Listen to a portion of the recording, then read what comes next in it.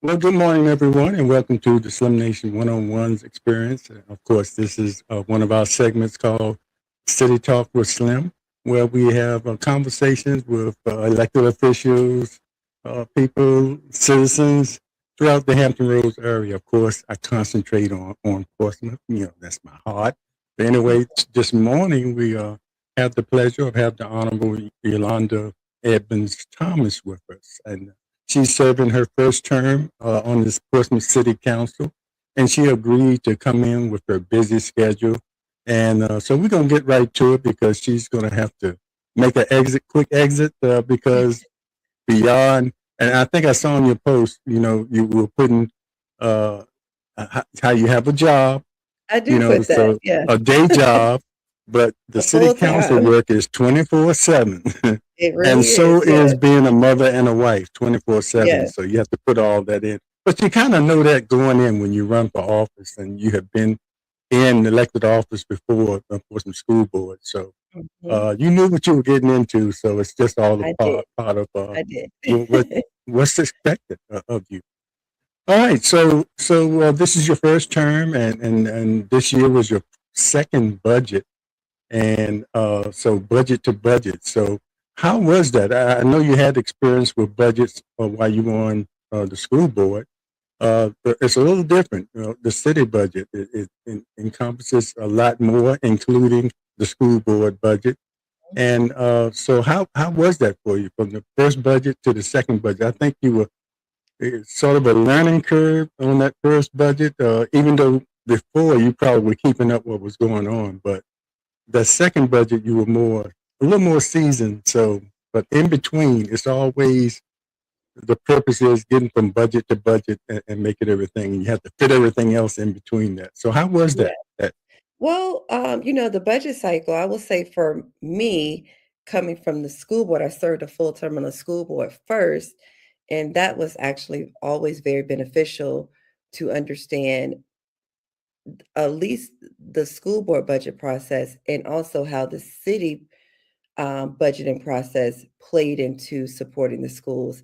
And during my time on the school board, not only was I on the school board, but my committee that I served on for all 4 years was the Budget and Finance Committee.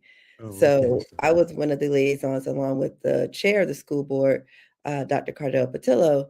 We both served on the Budget and Finance Committee, and that really gave me a true insight about the different buckets of money that fund a budget, whether we're talking about state dollars, federal dollars, and then, of course, local dollars. So coming from the school board, serving in that capacity to now, serving on city council, I will say I had a different lens and viewpoint. And that kind of, we'll get into this probably, that shapes some of the way that I vote and think about the budget from that experience and being on the school board. But I will say from budget to budget cycle in my first term as city council, it's um, actually it's been like any other budget, a lot of give and a lot of take, a lot of compromise, a lot of prioritization, a lot of excitement about what that budget in the future brings and the results that that budget will brings, and then some things like, okay, we didn't get it this time, but we'll have to get it next time. So it's the budget process. What more can I Yes, say? it's a One lot. thing that Yeah. I will point out that I think makes our budget process, and I encourage it's public knowledge, but we do a city council retreat actually twice a year. And during that city council retreat, we agree on our strategic pillars. And within those strategic pillars, there's things that we as a council have all agreed are priorities. So you'll see a lot of things in the budget that are geared towards what we at least could come together at that retreat and say these are priorities. Do we do all the funding for those priorities? Maybe not. I'll say no. But we hit on at least the top priority projects. For Yeah. example, when we Like talk the about CIPs, a they CIP would be project, we priority. all agreed that it was a priority to, I don't want to just say relocate City Hall, but it's actually more so putting forth the next City Hall so that you have a concise government operations is more accessible. you have consistent working elevators, and you also, most importantly, open up valuable waterfront real estate to move forward with generating more tax revenue. So that's something we all could come together on. Something we all could come together on is public safety being a priority and what that means, and not working in silos in some of our departments. So, you'll see in a budget highlighting some instances of a safety director. So that's going to be oversight of emergency, police, fire, EMS, a person that kind of oversees that to help them work together, collaboratively better. You'll see something about, another CIP project that was very important, a new K-8 school, because we do want to support the schools in moving sixth grade out of elementary school, but also we know we needed another middle school as well. So that school will serve as the priority of CIP project with the PACE help the PACE Center for additional CTE or career technical education priorities. And then I think another big important piece you'll see that came from out of that strategic pillars in the city council retreat is making our city look good.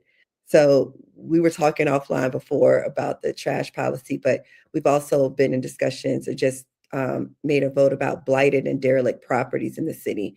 And so that's part of the strategic pillars.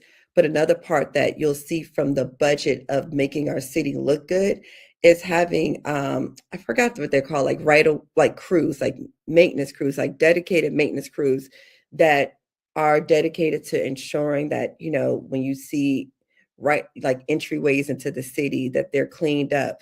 We heard from like overgrown shrubbery, you need constant crew dedicated to keeping that maintained. So there's money dedicated to hiring those resources and employing those resources, those people, to make sure that our city just looks better. Yeah, So that's indeed. And- how the budget Go ahead. process went. It all started with those strategic pillars that were discussed during the city council retreat. Okay, and I want to mention, forgot to mention, you are a graduate of IC Northam and University of Absolutely. Go Virginia, Greyhounds. and Yes, and a proud member of the Delta Sigma Theta Sorority Incorporated. absolutely. And I mention that because of all the service work you do in the Portsmouth chapter that you have here.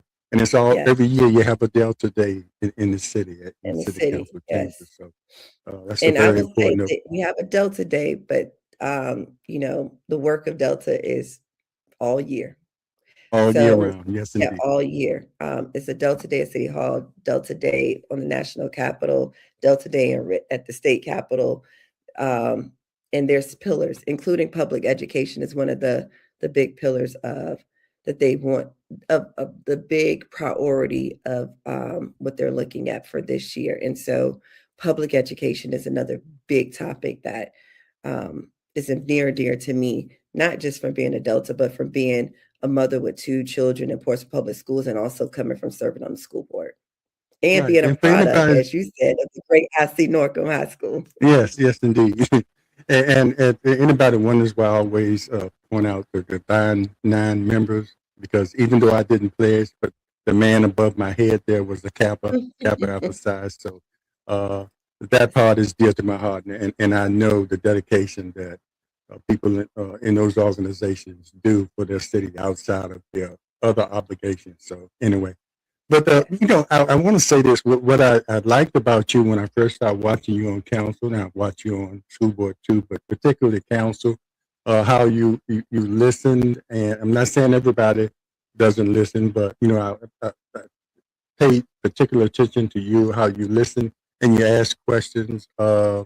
And some of them might have been for your information, and some of them might have been for maybe someone in that audience, because you might have known the answer, but Absolutely. someone in that audience might have been thinking that, and you do that. And one thing when you do that as a council person, in my opinion, sometimes a citizen might come up there and give you food for thought. And I saw you do that. You were going in one direction. It seemed like you were leaning in one direction, and someone came up there and made a pretty good argument about something, and you said, "Oh, okay, I hadn't looked at it that way," and I I always said that. So, thank and you. in saying that, how important do you think it is? We're talking budget to budget for citizen input, because a lot of times all you have to go on is and it's usually very good, valuable information from the city staff that they give you, and what you see for yourself. But citizen input is so important. And how important do you think it is to you? And I know you appeal to citizens too. You don't have to Oh, be familiar with the whole budget, but it's outlined if you go to that thing, and you can pick it out is. your neighborhood, or you can pick out certain interests, but you must It be is. involved with I that. will It say helps that you. that is the most important thing. Yes. Citizen input to me is the most important, valuable piece. Like, Yeah, we it's it's input. not Citizen 7 input people got you there. right. It's the input that it's the people that got us here, right? Yeah, And also, it's not our money. I think it's not city money. I think that's very important that we always keep that in the forefront. Our revenue comes from tax dollars. Tax dollars come from the citizens that live here, the citizens that own homes here, the citizens that eat out, dine here, from dining and sales tax, the citizens that choose to visit here with our, hotel sales taxes, the citizens that own property here, cars here that pay property tax. All of that gets funneled into the budget. That's I think sometimes when we say the budget, it's like this concept, this myth concept. No, those are real dollars that everyday citizens, whether they're business owners, homeowners, car owners, just visiting for tourism, or staying in a hotel here, eating out here, supporting local businesses here, all of those dollars are what we use to fund the services and fund the budget. So I think to to to not take citizen input would be detrimental. And so I will take this time to encourage all okay, you're kind citizens. of your I'm breaking Wi-Fi up. is kind of breaking up. Let me see what's Can you going still on hear here. me? I can hear you great. Is my breaking up completely? Let's see there. Hold All on. right, everybody that's watching, we're getting a Can you little hear me now? Wi-Fi uh, issues with You know what? Let me Councilman try to change Thomas, my and we're trying I'm to gonna wait it default out, to see what my happens. give me one moment. I'm gonna see, can I um change over to my I don't know why. I'm trying to check my Wi-Fi. Um, give me one second. I'm gonna change over to my hotspot and see if that works. Okay, are you there? Okay, because the Wi-Fi went out there for a minute. I don't know if you were aware of it, but it might have been here on my end. But anyway, we're back, and I want to ask you Can to you hear me? backtrack that. Yes, I can hear you now. Can you hear me? Yes, I Yeah. can. Yes. Were you aware that the Wi-Fi went kind of crazy there for a minute? No. Oh, okay. So it must have been here on my end. So uh, right in the middle of your conversation, it went out for a minute. So, but we're Oh, back, okay. and I don't think we have the time to really backtrack what you said, but I think it was more in line with you I agreeing with just the importance. basically said, to sum it up, the dollars come from citizens, tax revenue from citizens, supporting businesses, eating here, owning houses here. So to not take citizen input would be detrimental to the Yeah. budget process and how we spend their dollars. It's not our dollars, it's their dollars. It's citizens' dollars in the city. Can you still hear me, Mr. Overton? Yes, yes, yeah. It's still trying to act up, but I can still hear you. Hope you can hear me. Um, so Yes, we'll yes. continue You had through froze this. for a little bit Yeah, there. yeah, and you did earlier. So this is the world of the Wi-Fi. Okay, So, okay. We'll work it but out. we'll work it out. We'll move on. And but I want to talk also about the diverse opinions on the council. And which is always present anytime you get any number of people together. And in most cases, it's a good thing to have the different opinions of different people and different priorities they might have. So it seems like from looking from a citizen's view, seems like you all are working pretty well together. I've seen some work sessions where it be some disagreements between you all on the nature of how to approach something, but it's always been like respectful disagreements and you know. So how is that? Because I just been noticing that at the end of meetings you don't have 20 people lined up to complain like you used to, and I don't know if that's a good thing or people just not interested anymore or they're satisfied. How do you see that? Well, I think, I see it from two for I see it in a positive, but I also see it as an opportunity for improvement from our standpoint. So, one, I don't think any of us were elected. Sorry, to sneeze. Excuse me. I don't Bless you. think any of us were elected to all because we all think alike or we all Right. have the same perspective, We right? wouldn't want that. No. Right.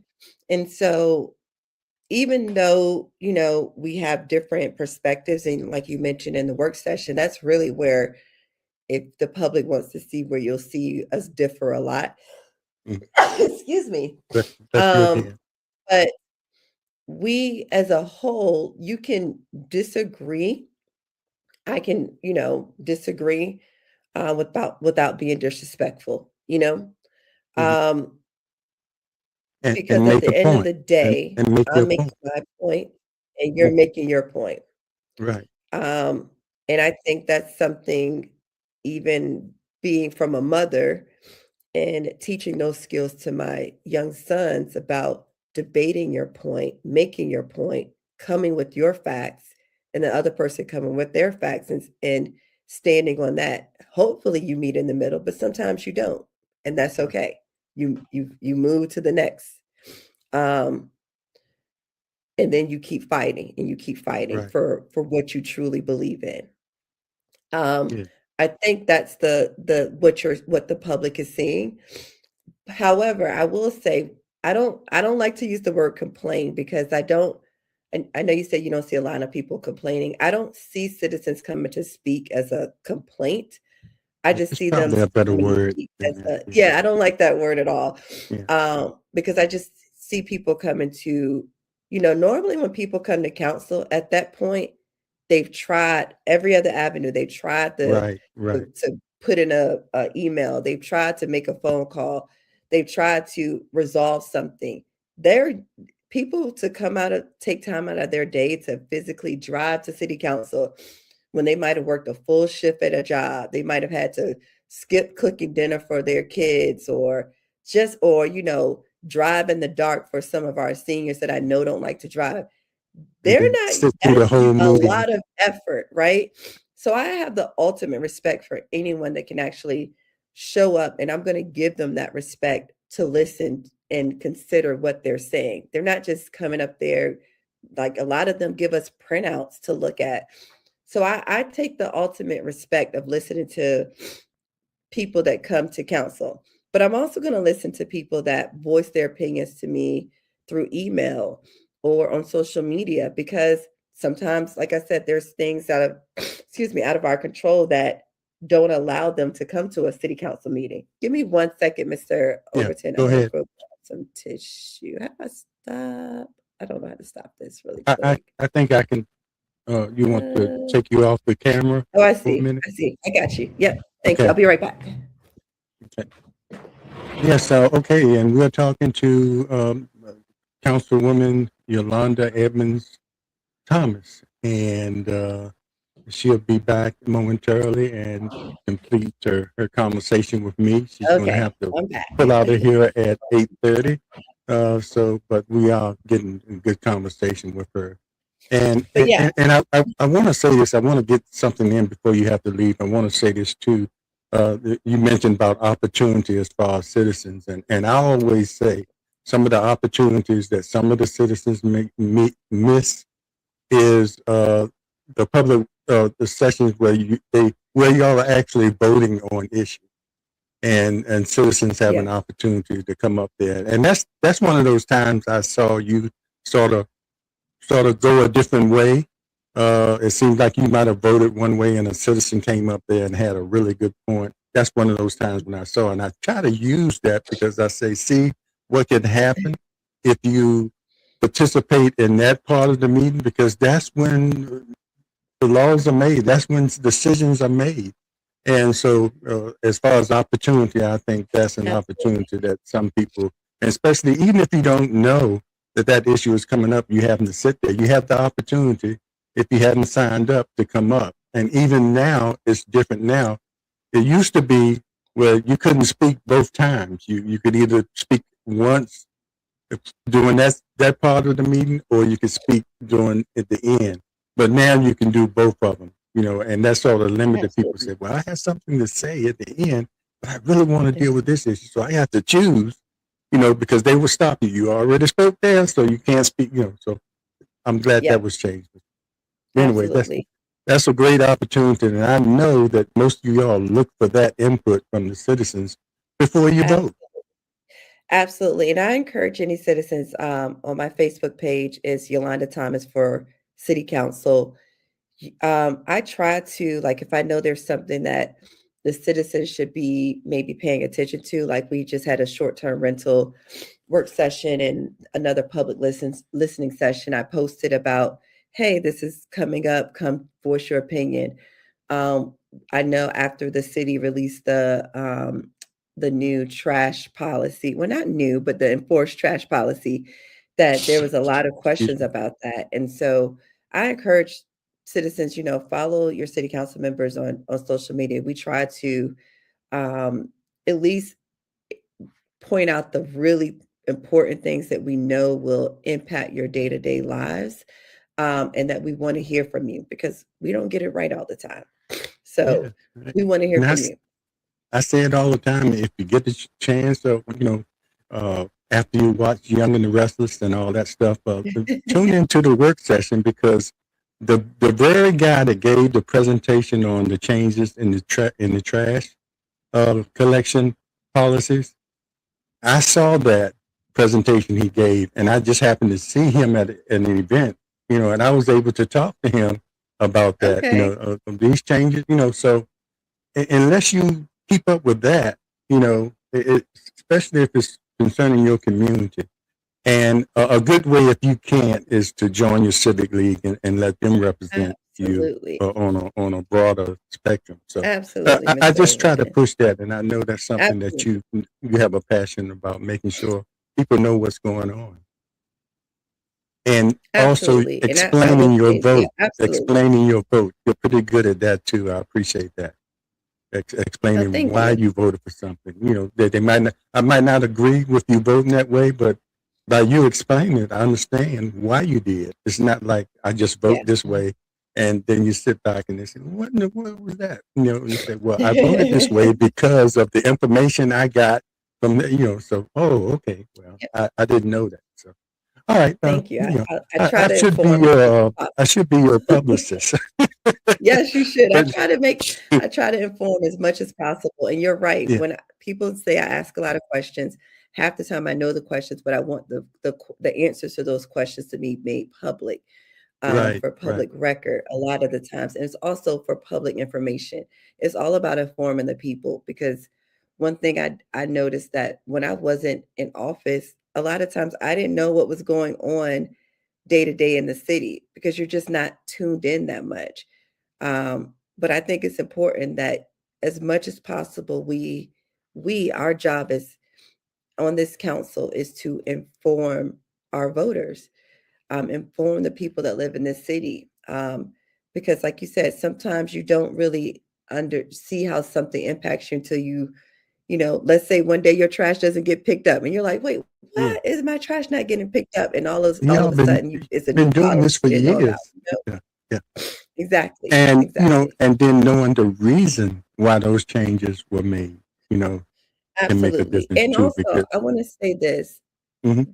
This trash, rollout, since this was the most recent thing, citizens, even after the fact, they had a voice in making sure that questions that weren't clear were then re-put out by the city. And that came from citizens reaching out to us as council members and then us taking that back to city staff to make those clarifications. Yeah. And we're A still lot of constantly that being is discussions. a lot of that is citizen driven. I remember Absolutely. citizens used to complain about their neighbors' houses, the Derelict overgrown lighted grass and properties. everything. Yes. So, that came up again this year, and it came up years ago. And then people started complaining when they started cracking down. Those Yeah. same people Those that were increased complaining tax about rates. somebody else, and then they started, well, you need to paint your roof. Yeah. I mean, you used Yeah. to paint something, and you say, well, you asked for it, So be careful Yes. what you ask for, and make We do. sure. Yes. And if any citizens have questions about that, we do have programs to help rehab properties of rehabilitation of properties. If any citizens that it provides just some relief if you're going through, making those upgrades. So that's all also on the city website. So there's resources for the things that we're implementing to make our neighborhoods look nice, be consistent, cleaner, beautify the city. But there's also support there for those Yes, that need it. indeed.